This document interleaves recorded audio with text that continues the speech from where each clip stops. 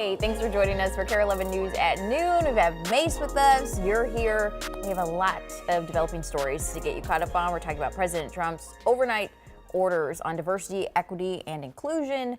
And a dozen superintendents are minutes away from making their case for funding at the state capitol. But first, we have to discuss this warmer day. Yes. I feel so much better than yesterday. Oh, it's night and day, of course. Yeah, yesterday was so uncomfortable if you were outside for any period of time, longer than the run to the car and back, or the garage, or wherever. Even the garage was cold. It's a cloudy day today, but again, as Cece mentioned, it's far from uncomfortable, at least for January. 25 our temp now. The wind isn't too strong, so temperature's not doing too bad. Although you look into northern Minnesota, it is into the single digits, so we will have one little shot of cold air coming up across the area tonight. And again, it's already started to drop there towards Bemidji at 8. But we're in the mid-20s in the metro, even St. Cloud at 28. And along and ahead of a cold front, some flurries have been popping up, some here and there across the Brainerd area, stretching on into northern Wisconsin through Duluth. One little burst of flurries here and there for the metro, but nothing too much. Our high in the upper 20s. Again, a warmer day overall. We'll look at the brief cool down and then follow that with a warmer weekend coming up. All right, that sounds great. Thanks, Mace. Well, topping the news at noon, President Trump facing backlash for some of his first actions. Overnight, the president ordered all federal workers in diversity, equity, and inclusion roles be placed on paid leave. And Trump's still getting heat for his sweeping pardons of January 6 rioters. Let's send it to you, NBC's Garrett Hake in Washington. This morning, the fallout from President Trump's first actions in office, including new pardons, hitting Washington. As overnight, the president issued another executive order, placing all federal employees in diversity, equity, and inclusion roles on paid leave, and promising to close all DEI-related programs. But for much of Trump's first day in office, focused on his controversial decision to pardon or commute the sentence of every person convicted of a crime related to the January 6th attack on the Capitol. The move, encompassing those convicted of violent crimes, including electroshocking police officers, dragging them through the Capitol, and assaulting them with chemical spray, metal barriers, and their own equipment.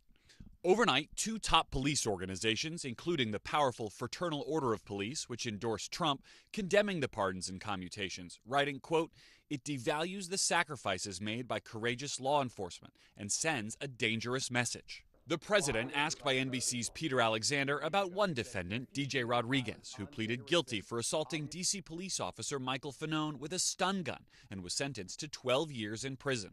Why does he deserve a pardon? Well, I don't know. Was it a pardon? Because we're looking at commutes and we're looking at pardons. Okay, well, we'll take a look at everything. In all, the Bureau of Prisons released people in about 12 hours. Here's a look at the impact here in Minnesota. I'm Heidi Wigdahl. President Trump made good on his promise to pardon January 6 rioters. Trump approved pardons for more than 1,500 people charged in the insurrection and commuted the sentences of 14 of his supporters. It comes more than 4 years after his supporters stormed the Capitol over the 2020 election results. Among those pardoned include 15 Minnesotans. About half of them had been convicted and sentenced. It includes a Lindstrom family, Father Robert Westbury, sons Jonah and Isaac Westbury, and Aaron James, who are awaiting trial. The family's attorney told us, quote, "They were completely innocent. They should have never been charged," and said the family's happy this case is over. We're learning a Minnesota native and Border Patrol agent was shot and killed near the Canadian border in Vermont. Agent David Mayland was an Air Force veteran, and his family says he was also working security at the Pentagon during the 9/11 attacks. Police say the shooting happened during a traffic stop Monday about 13 miles south of the border. Authorities confirmed one suspect, a German national with the current visa, was killed, and another suspect was injured. Mayland is the first Border Patrol agent killed on duty since 2014. Well, right now, you're looking at the annual March for Life at the State Capitol Mall. It just started a few minutes ago, actually. This is put on by the pro-life organization, Minnesota Citizens Concerned for Life. It happens each year on the anniversary of Roe versus Wade, the landmark ruling recognizing the constitutional right to abortion. After nearly 50 years, the Supreme Court overturned Roe v. Wade in 2022. Minnesota, though, has since passed a law guaranteeing the right to abortion access. Meanwhile, Planned Parenthood North Central States sent out a statement to mark today's anniversary. It says in part, quote, "More than 2 years since Roe was overturned, the harmful consequences of denying pregnant people access to abortion care are clear. They go on to mention an increase in people traveling to Minnesota for the care. Early voting is happening now, too, for the Minnesota Senate District 60 special election. Republican Abigail Walters and Democrat Doran Clark looking to fill the spot following the death of DFL Senator Kerry Dietzick last month. Senate District 60 covers parts of northeast Minneapolis, Cedar Riverside, and the area around the U. You can check your polling location on KARE11.com. About 30 minutes from now at the state capitol, education will be the focus of a key committee meeting in the Senate.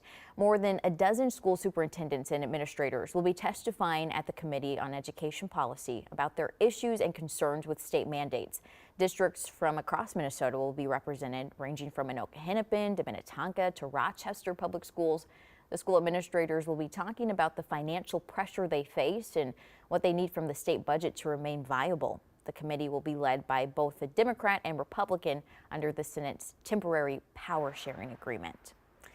DFL lawmakers continue to boycott the start of the session, while House Republicans are expected to return to the floor today. Among their work is a new proposal to prevent fraud of public agencies.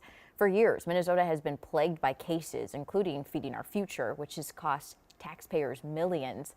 The GOP's plan has some crossover with ideas Governor Tim Walz proposed just a few weeks ago.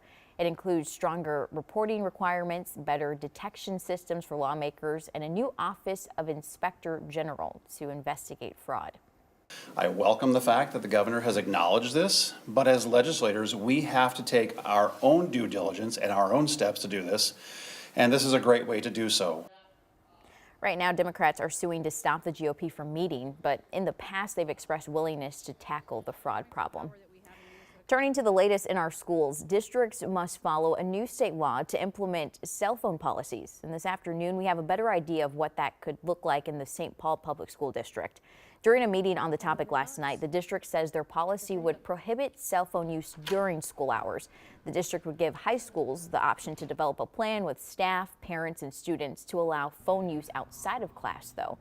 But school leaders say the objective is to restrict more over time. This is one thing that, if they're not fully bought in and interested, they may just continue the practices of the past, call it a policy, review it annually, but nothing really changes.